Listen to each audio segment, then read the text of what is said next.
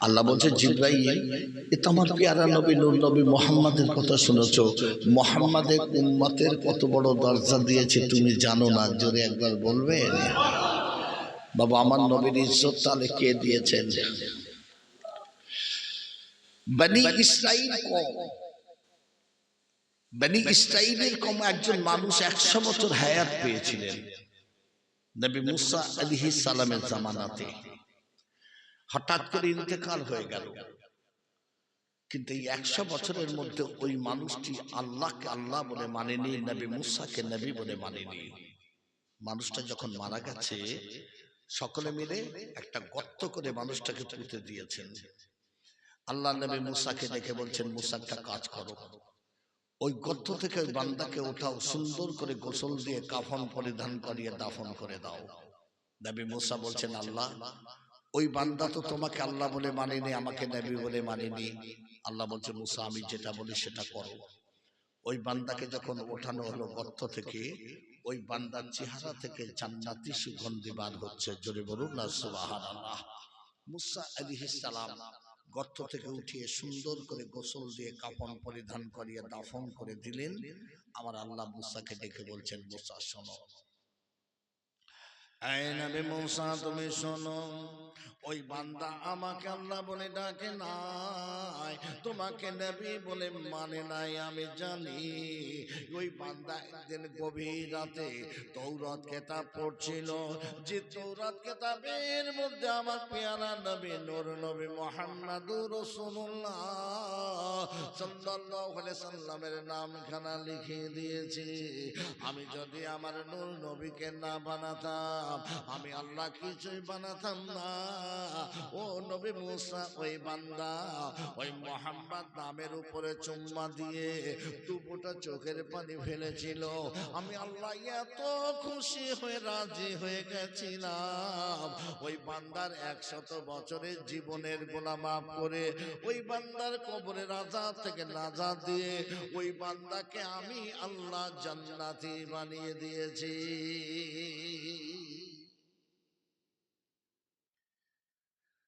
আমার নবীর ইজ্জত দিয়েছেন কে? মিশরের নীল নদ আছে না নেই? হ্যাঁ, এই নীল নদের পানি প্রতি বছর শুকিয়ে যায় আর চাষাবাদ বন্ধ হয়ে যায়। প্রচলন আছে, একটা কুমারী নারীকে সুসজ্জিত করে নীল নদের মাঝখানে বলি না দিলে পানি প্রবাহিত হয় না। কিন্তু মিশরের যিনি প্রেসিডেন্ট হলেন, তিনি হলেন মুসলমান, নাম হলো ওমর ইবনুল আস রাদিয়াল্লাহু তাআলা আনহু।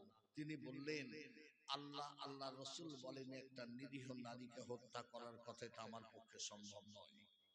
সেই সময় খলিফা ছিলেন ওমর ইবনুল খাত্তাব। মিশরের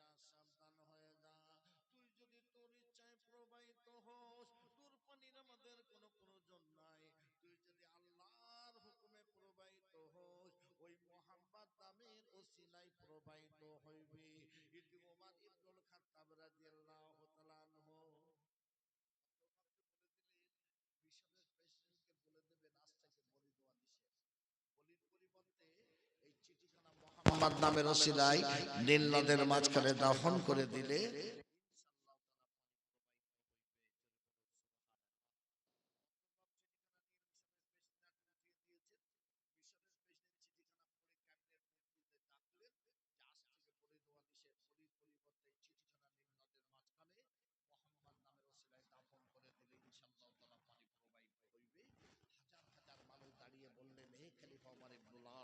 আমাদের বাপ দাদা 14 গোষ্ঠী নীল নদের পানি শুকিয়ে গেলে, চাষাবাদ বন্ধ হয়ে গেলে, চলন আছে একটা কুমারী নারীকে সুসজ্জিত করে বলি না দিলে পানি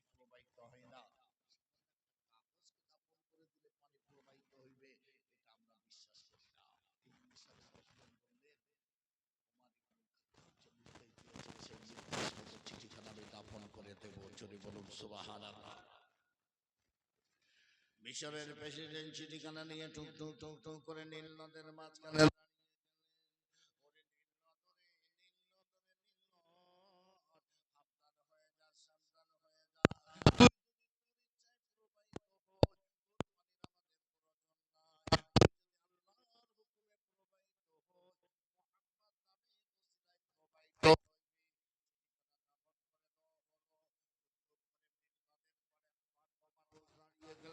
সকলের দৃষ্টি হলো নীল নদের মাঝখানে। কিছু সময়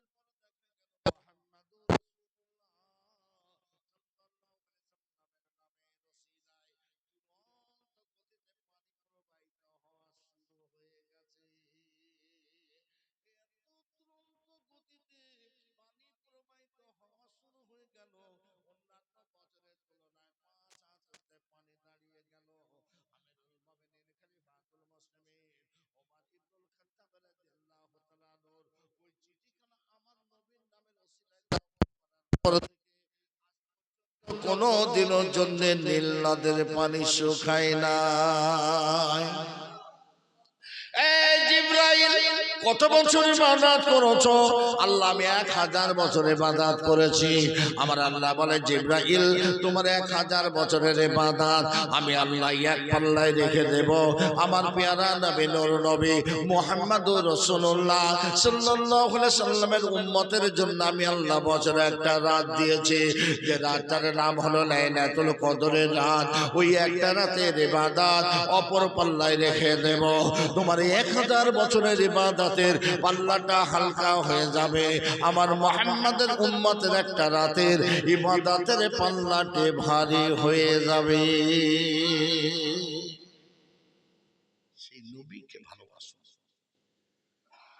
নবী মারা গেছে, একটু কথা বলেন, মারা গেছে বাবু? রসুল মেরাজ গেছিলেন না যায়নি? হ্যাঁ, মেরাজ থেকে আমার নবী কি নিয়ে এসেছিলেন আপনার আমার জন্য?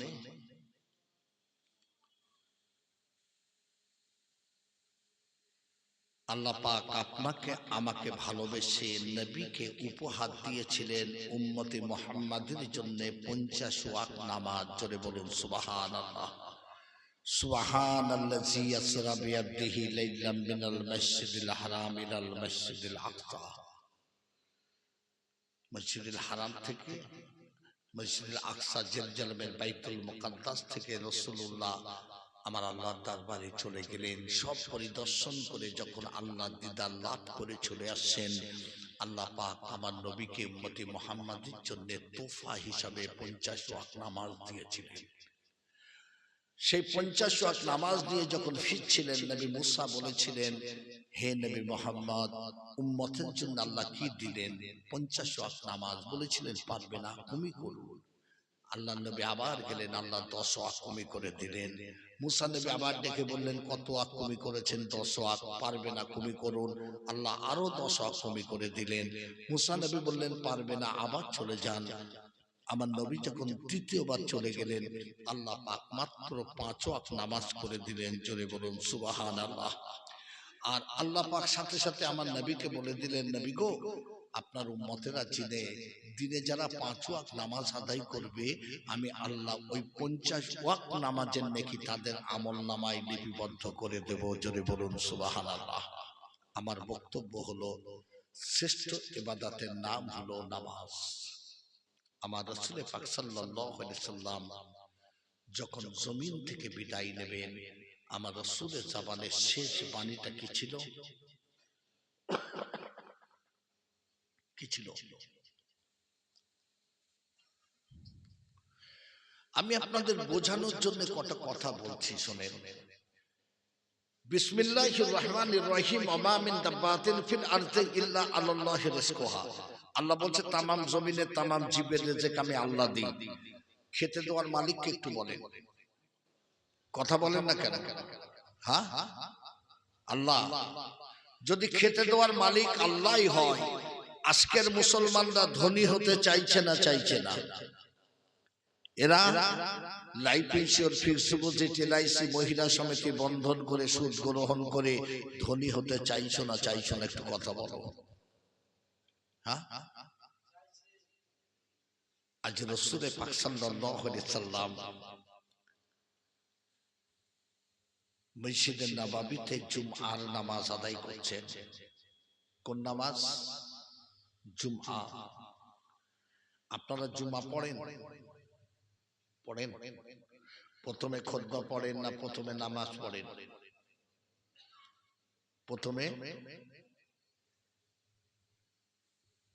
প্রথমে খুতবা পরে নামাজ নয় না? প্রথমে নামাজ পরে খুতবা, কোনটা পড়ে? রাসূল পাক সাল্লাল্লাহু আলাইহি সাল্লাম মসজিদে নববীতে খুতবা দিচ্ছেন নামাজ আদায় করে। ইয়ামানের কিছু নব্য মুসলমানেরা এসে দেখছে নামাজ শেষ, রাসূল খুতবা দিচ্ছেন। রাসূলের নূরানী চেহারার দিকে তাকিয়ে দেখছেন আমার নবীর উদরে একটি, দুটি, তিনটি পাথর বাঁধা আছে। অর্থাৎ আমার রাসূল 3 দিন অনাহারে আছেন। 3 দিন আমার নবীর খাওয়া হয় নাই। ইয়ামানের নব্য মুসলমানেরা ছুটে মদিনার বাজারে গেলেন। খোরমা, খেজুর, মাসাকে করে পানি নিয়ে মসজিদে নববীর দরজায় দাঁড়িয়েছেন। সাহাবীরা গরিব ছিলেন, এক এক করে উঠছেন, খোরমা খেজুর নিচ্ছেন, তালুবন্দি করে পানি নিচ্ছেন, পান করছেন, চলে যাচ্ছেন। রাসূল যখন মসজিদে নববীতে খুতবা তিলাওয়াত করে দোয়া করে দিলেন, মসজিদে নববীর দিকে তাকিয়ে দেখছেন মাত্র 10 জন সাহাবী বসে আছেন। একবার জোরে বলবেন? আরো জোরে হবে না? কতজন বসে আছেন? 10 জন। আর সব সাহাবী চলে গেছেন খাদ্যের তালাশে। আল্লাহ তাআলা ডাক দিয়ে বললেন, জিবরাইল, জিবরাইল, জিবরাইল, জিবরাইল, জমিনে চলে যাও, আমার হাবিবকে যে সালাম জানাবে, আমার হাবিবকে জানিয়ে দেবে আজ মসজিদে নববীতে খাদ্যের তালাশে না যে পরিপূর্ণ জুমআর নামাজ আদায় করেছেন আমার হাবিবের যে 10 জন সাহাবী, আমি আল্লাহ বড় খুশি হয়ে রাজি হয়ে ওই 10 জন সাহাবীকে জমিন থেকে আমি আল্লাহ জান্নাতে বানিয়ে দিয়েছি। হযরত জিবরাইল জমিনে এলেন। আসসালাতু ওয়াসসালামু আলাইকা হাবিবাল্লাহ ইয়া রাসূলুল্লাহ, আল্লাহ পাক আপনাকে সালাম দিয়েছেন, আল্লাহ পাক জানিয়ে দিয়েছেন আজ মসজিদে নববীতে পরিপূর্ণ জুমআর নামাজ আদায় করেছেন। আপনার যে 10 জন সাহাবী খাদ্যের তালাশে না যে আল্লাহ পাক বড় খুশি হয়ে রাজি হয়ে ওই 10 জন সাহাবীকে জমিন থেকে আমার আল্লাহ জান্নাতে বানিয়ে দিয়েছেন। জোরে বলুন সুবহানাল্লাহ। রাসূল বললেন, এই সাহাবীরা একটু বসো, তোমাদের আজকে একটা সুসংবাদ দেব। সাহাবীরা বসে গেলেন। রাসূল বললেন, তোমরা খাদ্যের তালাশে না যে পরিপূর্ণ জুমার নামাজ পড়ার কারণে আল্লাহ তোমাদের 10 জনকে জমিন থেকে জান্নাতি বানিয়ে দিয়েছেন। জোরে বলুন সুবহানাল্লাহ। হযরত আবু বকর হাত উঁচু করে বলছেন, হুজুর আমি আবু বকরকে জান্নাতি। রাসূল বলছেন, আমার আবু বকর জান্নাতি। হযরত ওসমান এসে দাঁড়িয়ে বলছেন, হুজুর আমি ওসমানকে জান্নাতি। আমার নবী বলছেন, আমার ওসমান জান্নাতি। আলী এসে বলছেন, হুজুর আমি আলীকে জান্নাতি। রাসূল বলছেন, আমার আলী জান্নাতি। টুকটুক করে ওমর এসে বলছেন, হুজুর আমি ওমরকে জান্নাতি, আমি ওমরকে জান্নাতি। রাসূল বলছেন, আমার ওমর জান্নাতি, জান্নাতি, জান্নাতি। জোরে বলুন সুবহানাল্লাহ। ওমর বললেন, আমি আপনার সোনার জবানে শুনেছি আস-সালাতু মিফতাহুল জান্নাহ, নামাজ হলো জান্নাতের চাবি।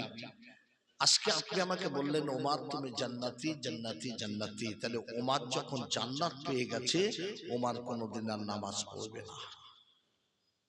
ওমর নামাজ পড়বে না। রাসূল বলছে, সত্যি তুমি নামাজ পড়বে না? বলে, না আমি নামাজ পড়বো কেন, আমি তো জান্নাতি। রাসূল বলছে, ঠিক আছে তুমি চলে যাও। হযরত ওমর নিজে টুকটুক করে নিজের ঘরে যে হাজির। রাসূল একজন সাহাবীকে ডেকে বলেন, সাহাবী ওমর তো নামাজ পড়বে না বলেছে, তো একটা কাজ করো, ওমরের ঘরের পিছন থেকে ছিগলটা উঠিয়ে দাও। যাও। একজন সাহাবী যে ওমরের ঘরের পিছন থেকে ছিগলটা উঠিয়ে দিয়েছে। দেখতে দেখতে দেখতে দেখতে আসরের আযান দেওয়া শুরু করে দিলেন হযরতে বেলাল। হায় আলাস সালাহ, হায় আলাস সালাহ, হায় আলাল ফালাহ, হায় আলাল ফালাহ। হযরতে ওমরের চেহারায় নামাজ আদায় করার জন্য একটা জ্বালা যন্ত্রণা শুরু হয়ে গেল। দরজাখানা খুলতে যায়, পিছন থেকে চিকল টানা দরজা খুলতে পারে না। হযরত ওমর থাকতে পারে না, এত জোরে ধাক্কা দিলেন নিজের ঘরের জানালায়। ওই জানালাখানা ভেঙে গেল, খুলে গেল। ওই জানালা দিয়ে ওমর যখন বাইরে বাহির হবেন, ছোট্ট একটা কাঠ ওমরের পিঠে বিদ্ধ হয়ে গেছে, ঝরঝর করে রক্ত ঝরে জমিনে পড়ে যায়। ওমর ছুটছেন মসজিদে নববীর দিকে। আমার রাসূলের দৃষ্টি চলে যায়। রাসূল বললেন, সাহাবীরা, ওমর নামাজ পড়বে না বলেছিলেন, ওমর আসছে, ওমর আসছে। ওমরকে কেউ মসজিদে নববীতে প্রবেশ করতে দেবে না। সাহাবীরা জামাতের সঙ্গে কাতার দিয়ে দাঁড়িয়ে গেলেন। ওমর ছুটে ছুটে মসজিদে নববীর আরো নিকটবর্তী। রাসূল বললেন, সাহাবীরা, ওমর কিন্তু মসজিদে নববীর আরো নিকটবর্তী। ওই মসজিদে নববীর দরজাগুলো বন্ধ করে দাও। মসজিদে নববীর দরজাগুলো বন্ধ করে দেওয়া হলো। ওমর ছুটে ছুটে মসজিদে নববীর দরজায় দাঁড়িয়ে গেলেন। নানা ইকামত শুরু হয়ে গেল। ওমর থাকতে পারে না, এত জোরে ধাক্কা দিলেন নিজের ঘরের জানালা। ওই মসজিদে নববীর দরজায়, ওই দরজাখানা ভেঙে গেল, খুলে গেল। ওমর মসজিদে নববীর মধ্যে প্রবেশ করে আল্লাহু আকবার বলে নামাজে দাঁড়িয়ে গেলেন।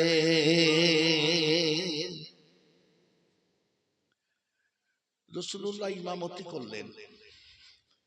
রাসূল সালাম ফিরিয়ে ওমরকে ডেকে বলছেন, ওমর, তুমি তো নামাজ পড়বে না বলেছিলে, তা নামাজ পড়তে এলে কেন? হযরত ওমর কেঁদে দাঁড়াদার হয়ে যায়। ইয়া হাবিবাল্লাহ, ইয়া রাসূলুল্লাহ, হুজুর, আমি ওমর নামাজ পড়বো না বলেছিলাম।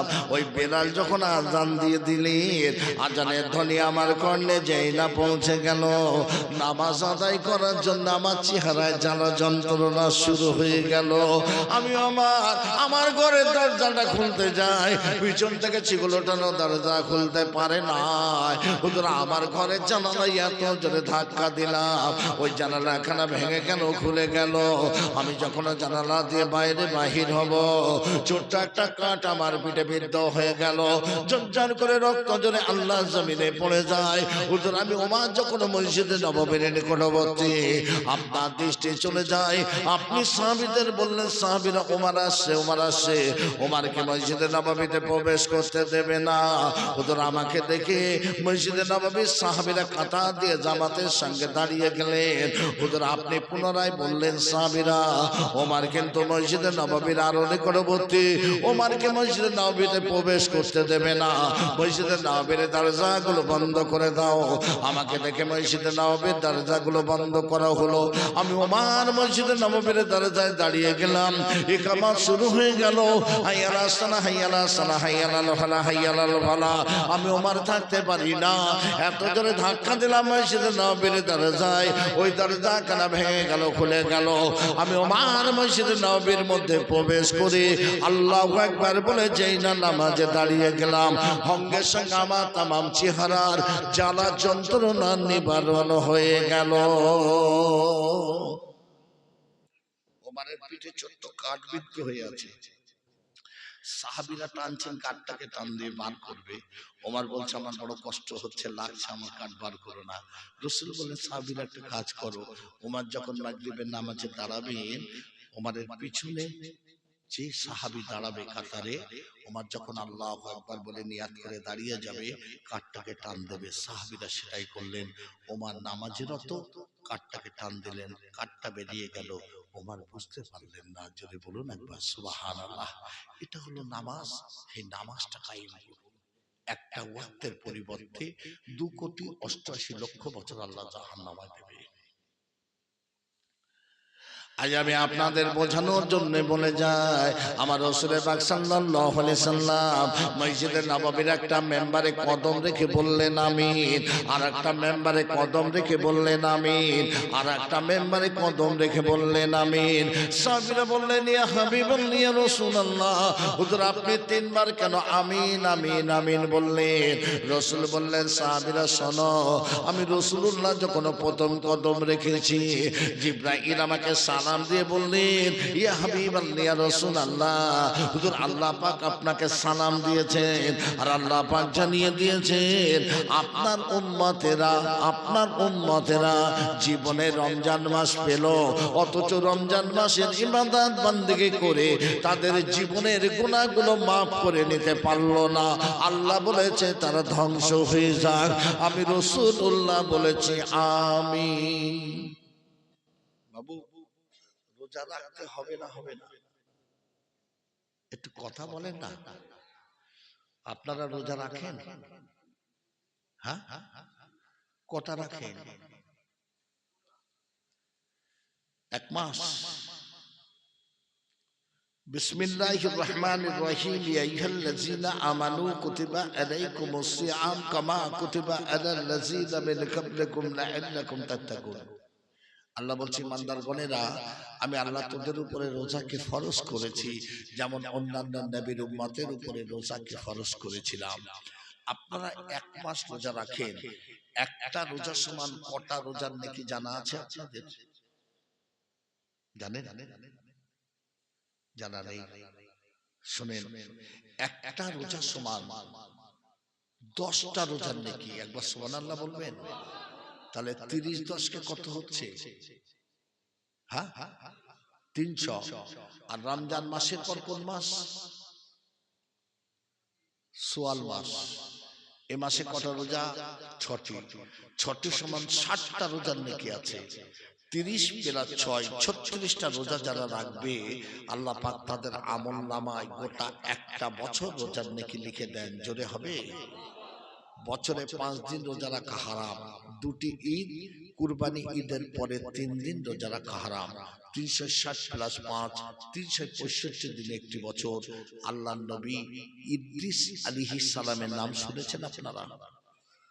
গোটা বছর রোজা রাখতেন, আর সন্ধ্যাবেলা জান্নাতি ইফতারি ফেরেশতারা ইদ্রিস নবীর ঘরের দরজায় দিয়ে যেতেন। জোরে বলুন সুবহানাল্লাহ। ইদ্রিস নবী বসে আছেন, পিছন থেকে একটা ডাক এসেছে, ইদ্রিস নবী কে? তাকিয়ে দেখছেন মালাকুল মউত আজরাইল। এই বাবু, আজরাইলকে যদি আমি কেউ চিনতে পারি, ভয় পাবো না? পাবো না? একটু কথা বলেন। কিন্তু ইদ্রিস নবী আজরাইলকে দেখে ভয় পেলেন না, শুধু মুখের দিকে তাকিয়ে বললেন, কি ব্যাপার আজরাইল, সময় হয়ে গেল, আমার রূহ নিতে এসেছো? বললেন, আমি রূহ নিতে আসিনি। কি জন্য এসেছো? আপনি গোটা বছর রোজা রাখেন, তাই আমি আল্লাহর হুকুম নিয়ে আমি আজরাইল আমার আসন ছেড়ে আপনার কাছে এসেছি বন্ধুত্ব করার জন্য। জোরে বলবেন একবার। ইদ্রিস নবী বললেন, গেট আউট, এই গেট আউট, যাও, তোমার সঙ্গে আমার কোনো বন্ধুত্ব হবে না। হযরত আজরাইল লাগবে বলেন, ইদ্রিস নবী আপনি আমাকে তাড়িয়ে দেবেন না, আমি আল্লাহর হুকুম নিয়ে এসেছি, আপনি আমার সঙ্গে বন্ধুত্ব করুন। বন্ধুত্ব আমি করতে রাজি আছি, আমার 3টি শর্ত তুমি মানবে। কি শর্ত? 1 নাম্বার শর্ত হলো আমার রূহটা এখনই নিতে হবে, আবার রূহটা ফিরিয়ে দিতে হবে। এই বাবু, আজরাইল রূহ নিলে ফেরত দেয় নাকি? আবার একটু কথা বলেন না কেন?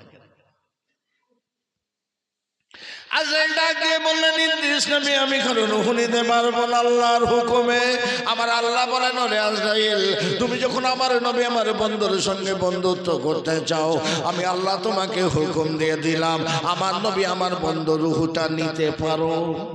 সুবহানাল্লাহ বলবেন না?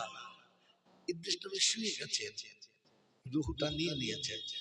ইদ্রিস নবীর ইন্তেকাল হয়ে গেছে, রূহটা ফিরিয়ে দিয়েছে। একবার জোরে বলবে? আরো জোরে হবে না? এই আজরাইল, তুমি আমার 1 নাম্বার শর্ত মেনেছ, 2 নাম্বার যদি মানো বন্ধুত্ব করব। 2 নাম্বার শর্ত কি? একটাবার আমাকে জাহান্নামা পরিদর্শন করাতে হবে। দুনিয়ার আগুনের তুলনায় জাহান্নামের আগুন 70 গুণ তীক্ষ্ণ। কত তীক্ষ্ণ আগুন দেখব, উপায় নাই রে বাবা। ইদ্রিস নবীকে সঙ্গে নিয়ে আজরাইল আলাইহিস সালাম ওই জাহান্নামের দরজায় যে দাঁড়িয়ে গেলেন। জাহান্নামে ফেরেশতা মালিক ফেরেশতা জাহান্নামের দরজাটা খুলে দেয়। আল্লাহর নবী আল্লাহর বন্ধু এসেছে জাহান্নামা পরিদর্শন করার জন্য। মালিক ফেরেশতা জাহান্নামার দরজা খুলে দিলেন। ইদ্রিস নবী জাহান্নামার মধ্যে চলে গেলেন। গোটা জাহান্নামা ঘুরে ঘুরে ঘুরে ঘুরে ইদ্রিস নবী যখন বেরিয়ে এলেন, ইদ্রিস নবীর একটা লোম পর্যন্ত ওই জাহান্নামার আগুনে স্পর্শ করতে পারল না। বাবু, যারা আল্লাহর হয়ে যায় আল্লাহ তাদের হয় না? হয় না? জোরে বলেন। আমেরিকা পুরে সরকার হয়ে যাচ্ছে, অথচ অগ্নিকুণ্ডের মধ্যে একটা মসজিদ ছিল, মসজিদটা অক্ষতর অবস্থায় রয়ে গেছে। জোরে বলবেন না একবার? কে মালিক? মালিকের কি দয়া! শত শত মানুষ আমেরিকার কালেমা পড়ে মুসলমান হতে চলেছে। জোরে বলুন সুবহানাল্লাহ। কথা বলছেন? ইদ্রিস নবী বললেন, আজরাইল তুমি আমার 2 নাম্বার শর্ত মেরেছো, 3 নাম্বার মানলে বন্ধুত্ব করব। 3 নাম্বার শর্ত কি? একটা বার আমাকে জান্নাত পরিদর্শন করাতে হবে।